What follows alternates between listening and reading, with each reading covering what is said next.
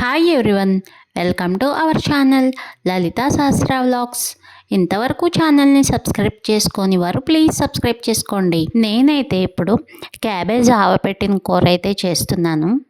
దీనికోసం ముందుగా ఉసిరికాయ సైజ్ అంత చింతపండు తీసుకుని వేడి నీళ్ళు పోసి నానబెట్టాను. వేడి నీళ్ళు అయితే గుజ్జు బాగా వస్తుందని చెప్పి వేడి నీళ్ళు పోసాను. తర్వాత క్యాబేజ్ కట్ చేసుకోవాలి. క్యాబేజ్ ఎంత బాగున్నప్పటికీ కూడా ఒక 4-5 లేయర్ల ఆకులు తీసేయడం బెస్ట్.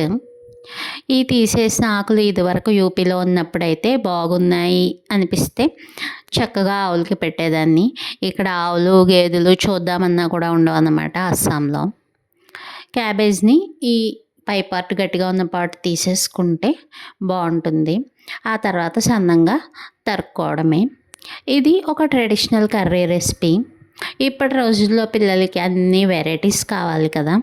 అప్పుడు మనం కొద్దిగా వెనక్కి వెళ్ళి మన నాన్నమ్మలు అమ్మమ్మలు చేసే కర్రీస్ చేస్తే వాళ్ళకి అవి ఇప్పుడు వెరైటీగా అనిపిస్తాయి అన్నమాట.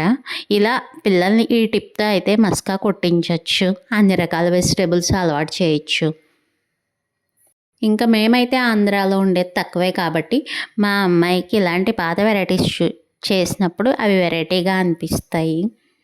ఇక్కడైతే నేను క్యాబేజ్ని సన్నగా తరిగి కడిగి పసుపు వాటర్ వేసి ఉడికించుకుంటున్నాను.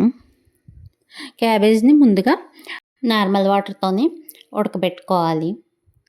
క్యాబేజ్ ఉడికేలోపు ఆవపొడి చూద్దాం. ఆవపొడి కోసం ఒక 1/2 స్పూన్ ఆవాలు, ఒక 2 ఎండుమిర్చి ముక్కలు చేసి వేస్తున్నాను. ఆవ ఆడేటప్పుడు నేను ఎప్పుడు కూడా కొద్దిగా పసుపు, కొంచెం 2 పించులు సాల్ట్ వేసి ఆడతాను. ఇలా పసుపు వేసి ఆడడం ఫస్ట్ నుంచి అలవాటు. ఆవ పొడి ప్రిపేర్ చేసి పక్కన పెట్టుకోవాలి.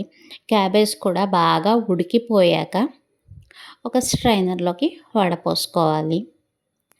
నీరంతా వడపోసేసుకోవాలి. తర్వాత పోపు కోసం ఆయిల్ వేడయ్యాక శనగపప్పు, మినప్పప్పు,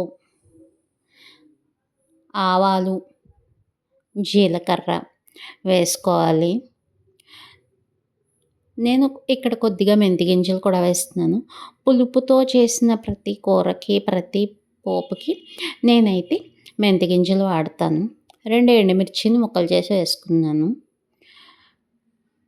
కొన్ని వేసుకోవాలి మెంతి గింజలు. ఇక్కడ కొద్దిగా ఇంగు కూడా వేస్తున్నాను. క్యాబేజీ ఆవకూర చింతపండు వేస్తాం కాబట్టి. కరివేపాకు, పచ్చిమిర్చి 2 పచ్చిమిర్చి తీసుకున్నాను. ఎందుకంటే ఆవపొడిలో 2 ఎండుమిర్చి వేసాం కాబట్టి. ఇక్కడ నేను ముందుగా చింతపండు నానబెట్టాను కదా, అది చిక్కగా గుజ్జు తీసుకుని అది కూడా వేసుకున్నాను. చింతపండు గుజ్జు వేసుకున్నాక మనం వార్చిన క్యాబేజ్ కూడా వేసుకుని బాగా కలిపి ఆ పులుపులో క్యాబేజ్ ఉడకనివ్వాలి ఒకసారి. ఇక్కడ సరిపడినంత సాల్ట్ వేసుకోవాలి. ఆవపొడిలో వేసింది జస్ట్ 2 పించులు అంతే సాల్ట్. ఇక్కడ కూరకి మొత్తానికి సరిపడా సాల్ట్ వేసుకుని బాగా మిక్స్ చేసుకోవాలి. ఆ చింతపండు పులుపు అంతా కూడా క్యాబేజీ ముక్కలకి పట్టేలాగా బాగా మిక్స్ చేసుకొని ఉడికించుకోవాలి. సాల్ట్ వేసాం కదా, మళ్ళీ వాటర్ ఫామ్ అయ్యాయి. వాటర్ అంతా ఇనికిపోయే వరకు బాగా ఉడికించుకోవాలి. వాటర్ ఎవాబరేట్ అయిపోయాక స్టవ్ ఆఫ్ చేసేసుకుని కర్రీని స్టవ్ నుంచి కిందకి దించేసి చల్లారిపోయాక ఆవపొడి కలపాలి. ఆవ ఎలాగో నేను కొద్దిగానే ఆడాను, సరిపడా కరెక్ట్గా సరిపోయింది. కొంచెం ఒకవేళ ఘాటు ఎక్కువ అనిపిస్తుంది అనుకుంటే తగ్గించేసుకోవచ్చు. చూసుకొని మిక్స్ చేసుకోవాలి. ఆవ కలిపాక కొద్దిసేపు 2-3 అవర్స్ బాగా ఊరాక అన్నంతో తింటే చాలా బాగుంటుంది. వీడియో నచ్చినట్లయితే లైక్ చేయండి, షేర్ చేయండి, ఛానల్ని సబ్స్క్రైబ్ చేసుకోండి.